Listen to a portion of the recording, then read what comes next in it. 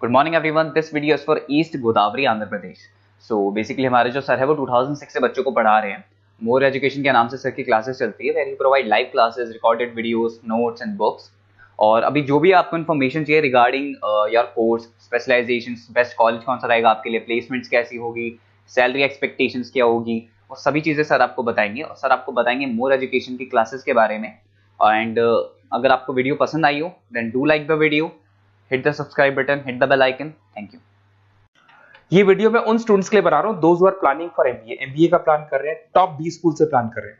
उसके लिए एक एग्जाम लगता है कॉमन एडमिशन टेस्ट। इसके ऊपर बहुत डिटेल में डिस्कस करेंगे। आईएम्स तक कैसे पहुंचना है उसको अपन डिस्कस करेंगे। इसके अंदर कैट एग्जाम की इंपॉर्टेंट डेट्स, कैट एग्जाम क्या होता है, एग्जामिनेशन पैटर्न क्या है, एलिजिबिलिटी क्या है, एग्जामिनेशन स्ट्रेटजीज क्या है, कैसे आपको एग्जाम देना चाहिए, आईएम्स तक पहुंचेंगे तो उसके कट ऑफ क्या होंगे और नॉन आईएम्स कॉलेज के कट ऑफ क्या होंगे, सब डिस्कस करेंगे। न्यूज़पेपर में आया था 42% कम 2027 तक मशीनें करेंगी। तो आर्टिफिशियल इंटेलिजेंस और मशीन लर्निंग की बहुत जबरदस्त डिमांड आने वाली है। तो आप लोग एमबीए में जो स्पेशलाइजेशन चूज करेंगे, वर्ल्ड इकोनॉमिक फोरम भी ये बात बोल रहा है कि इसमें फास्टेस्ट ग्रोइंग जॉब जिसमें आपको big data specialist, fintech engineer, AIML software developer 2025 से लेकर 30 के बीच में इनकी डिमांड आएगी। तो आप एमबीए में जो स्पेशलाइजेशन चूज करें उसमें ये वाले स्पेशलाइजेशन रखना, फिनटेक वाला, बिग डेटा वाला, इसकी जबरदस्त डिमांड आने वाली है। बहुत सारी जॉब्स है जो जाने वाली है, जैसे 2025 से 30 के बीच में आपका पोस्ट ऑफिस क्लर्क है, बैंक टेलर है, data entry, cashier, ticket checker. अगर आप कैशियर की बात करें, जरूरत ही नहीं है बैंक में, आप विड्रॉल भी मशीन से कर रहे हो, डिपॉजिट भी मशीन में करवा रहे हो, पासबुक अपडेट मशीन से हो रही है, तो यहाँ पे मशीनें काम कर रही है। तो बहुत सारी जॉब्स आने वाली और जाने वाली है। तो आप स्पेशलाइजेशन वो चूज करना जिसकी मार्केट में जबरदस्त डिमांड है। बेसिकली मेरा क्लासेस चलता है, मैं एमबीए को पढ़ा रहा हूँ 2006 से। 17-18 साल का एक्सपीरियंस है, बहुत सारे बच्चे निकाल चुका हूँ मेरे पास। अब देखो आपको क्लासेस दिखाई दे रही होंगी। उसके अलावा सबसे इंपॉर्टेंट चीज आईएम अहमदाबाद। मैं हर साल बच्चों को आईएम अहमदाबाद लेके जाता हूँ। 50-60 स्टूडेंट्स जाते हैं, साथ में मेरे लेक्चर्स भी होते हैं वहाँ पे। तो आप लोग, IIM Ahmedabad is a dream college of MBA. अगर मैं एमबीए की बात करूँ तो एमबीए का जो ड्रीम कॉलेज है वो आईएम अहमदाबाद है। तो आप ये मान के चलो, इस कॉलेज के लिए बच्चा पढ़ता है और कैट का एग्जाम देता है। अगर यहाँ से बच्चा निकलता है तो बहुत बड़ा पैकेज लेके निकलेगा। देखो हर साल मैं बच्चों को लेके जाता हूँ, दिख रहा होगा आपको। उसके अलावा मैं मुंबई में पढ़ा रहा हूँ, जयपुर में मैं पढ़ा रहा हूँ, अच्छा अलग अलग कॉलेजेस में एज अ गेस्ट में वर्क कर रहा हूँ।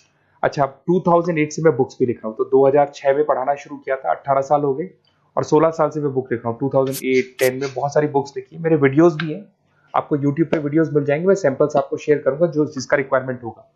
अगर आपको बेस्ट कॉलेज का रिक्वायरमेंट हो, बेस्ट कॉलेज का रिक्वायरमेंट हो, या फिर कैट के लिए कैसे स्टडीज करनी है उसका रिक्वायरमेंट है कि कौन कौन से कोर्सेज हैं कैट में, कहाँ पे आपको एडमिशन लेना चाहिए और किस तरीके से स्टडीज करनी है, कट ऑफ क्या जाएगा, तो उसके ऊपर आप डिस्कस कर सकते हो। मेरा नंबर है, इस पर कॉल कर सकते हो। बाकी मैं अगर क्लास में रहता हूँ तो आप मेरे को व्हाट्सअप कर सकते हो, अपना name, number, city, state, course और कहाँ से आपको अपना एमबीए करना है और किस तरीके से कैट का प्रिपरेशन करना है। अब अपन आते हैं एक एक करके कैट के स्पेशलाइजेशन पे। What about CAT? देखो कैट का जो एग्जाम है वो आईएम्स लेता है, इंडियन इंस्टीट्यूट ऑफ मैनेजमेंट। इसमें एमबीए पीजीडीएम करवाता है। मोड आपका जो है ऑनलाइन बेस होता है, कंप्यूटर बेस्ड मोड होगा आपका। ड्यूरेशन 2 घंटे का आपका पेपर होगा। इसमें आपको verbal ability, reading comprehensive, data interpretation, logical reasoning and quant मिलेगा। तो 3 सेक्शन में डिवाइडेड है पेपर। आपको हर सेक्शन में 40 मिनट्स मिलती है। 2 घंटे का आपका पेपर है, तो उसको कंप्लीट करना है। तो इसमें पढ़ना कैसे है, उसकी स्ट्रेटजीज क्या है, इसको अपन आगे डिस्कस करेंगे। देखो आपको इंपॉर्टेंट डेट्स दिखाई देंगी। नोटिफिकेशन इसका जुलाई 25 तक आ जाता है। उसका रजिस्ट्रेशन अगस्त में स्टार्ट होते हैं, सितंबर में आपका लास्ट डेट है, एडमिट कार्ड अक्टूबर में आता है, नवंबर में लास्ट संडे, जो लास्ट संडे होता है नवंबर का, उस दिन एग्जाम लगता है इसका, और जनवरी तक रिजल्ट आ जाते हैं। अब देखो इसमें बहुत सारी चीजें जो अपन डिस्कस करेंगे। टोटल इसमें 66 मार्क्स का पेपर होता है, वेरी भी करता है थोड़ा बहुत। 40 मिनट्स पर सेक्शन को मिलता है। इसके अंदर आपका इंग्लिश है, रीजनिंग है, क्वांट है, इनके लिए अलग अलग टाइम मिलता है। 1/3 इसमें नेगेटिव मार्किंग रहती है, मतलब अगर आपने कोई किसी ऑप्शन बेस्ड क्वेश्चन को तुक्का मारने की कोशिश की तो 1/3 कट जाएगा। एमसीक्यूज में नेगेटिव होता है, और बाकी जो सेक्शनल कट ऑफ जरूरी है इसके अंदर। मतलब ऐसा नहीं है कि आपका इंग्लिश में स्कोर आ गया, मैथ्स में नहीं आया, डीआई में नहीं आया तो सिलेक्शन नहीं होगा। इंडिविजुअल आपका इंग्लिश में भी आना चाहिए, मैथ्स में भी आना चाहिए, डेटा इंटरप्रिटेशन में, तीनों में आना चाहिए आपका।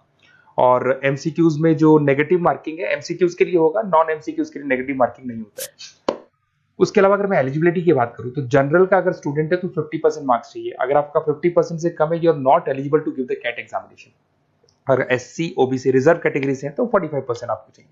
देखिए, और एज लिमिट नहीं है, कोई भी बच्चा एग्जाम दे सकता है। फाइनल ईयर का स्टूडेंट दे सकता है, फाइनल ईयर होने के बाद भी वो एग्जाम दे सकता है। अगर मैं स्ट्रेटजीज की बात करूं, देखो बार बार मैं एक चीज बता रहा हूं, जब भी आप पेपर को अटेम्प्ट करते हैं इसमें टाइम कम होता है, क्वेश्चन ज्यादा होते हैं, तो यहां पर आपको रिजेक्शन आना चाहिए, सिलेक्शन नहीं करना है, रिजेक्शन करना है। बहुत सारे ऐसे क्वेश्चंस होते हैं बहुत इजी है, उसमें 4 से 5 मिनट खराब हो गए और आपने उसका राइट आंसर निकाल दिया। अरे भाई वो 5 मिनट में 5 क्वेश्चंस करने थे आपको, उस क्वेश्चन में फंस के आपने 5 मिनट खराब कर दिए। तो जो क्वेश्चन इजी और आपको लग रहा है सॉल्व हो जाएगा बट टाइम लेगा, आप उसको छोड़ दो, रिजेक्ट कर दो। वो क्वेश्चंस करने हैं जिसमें टाइम कंज्यूमिंग कम होता है। आप अगर टाइम को एकदम से वेस्ट कर देंगे ना, तो बाद में रियलाइज होगा टाइम चला गया, क्योंकि मैनेजमेंट एप्टीट्यूड टेस्ट है, जैसे गवर्नमेंट एग्जाम के टेस्ट होते हैं, तो यहां पर क्या टाइम सबसे बड़ा इंपॉर्टेंट फैक्टर होता है आपका। तो बेसिकली एक्यूरेसी होना चाहिए, स्पीड होना चाहिए और आपका टाइम बैलेंस होना चाहिए, और साथ के साथ कौन सा क्वेश्चन छोड़ना है और कौन सा करना है। बहुत सारे क्वेश्चन होते हैं जिसमें लालच देता है, करो करो करो, बाद में पता लगता है फंस गया उस क्वेश्चन के अंदर, और फंसने का टाइम चला गया। तो टाइम नहीं जाना है इसके अंदर। उसके अलावा देखो, अगर मैं आईएम्स की बात करता हूँ, आईएम्स में 99% आईएम अहमदाबाद इज 99% आपको चाहिए। उसके बाद में अगर मैं बात कर दूं, बेंगलोर 99, कोलकाता 99, लखनऊ में 97 to 98 चाहिए, इंदौर कोझीकोड में 95 to 97। तो परसेंटाइल तो मान के चलो, अगर आपको टॉप कॉलेज चाहिए ना तो 99 प्लस परसेंटाइल चाहिए आपको, ठीक है। उसके अलावा अगर अपन देखते हैं एफएमएस दिल्ली, नॉन एक्सेप्टेबल जो कैट का एग्जाम तो लेते हैं बट नॉन आईएम्स है, वो भी 99 मांगता है। एसपी जैन भी 85 to 95 मांगेगा। एमडीआई गुड़गांव 95 परसेंटाइल मांगता है। आईएनपी गाजियाबाद 85 to 90 मांग रहे हैं। तो कॉलेजेस तो बहुत हैं, और ये मान के चलो आप 80 से लेके 99 के बीच में अगर आ जाते हो तो आपको टॉप 20 स्कूल्स मिल जाएंगे। अगर आईएम्स भी नहीं मिलता है तो उसके नीचे के स्कूल्स मिल जाएंगे। बाकी अगर इसको डिटेल में आपको डिस्कस करना है तो मेरा नंबर है, आप कॉल कर सकते हैं।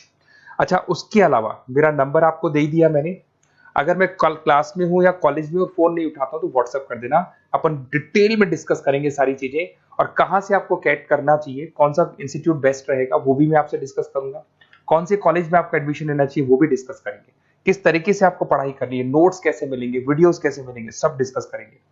Okay, best of luck for your CAT examinations. और कोई कॉलेज से रिलेटेड क्वेरी है तो वही आप मेरे को कॉल कर सकते हैं। Okay, best of luck.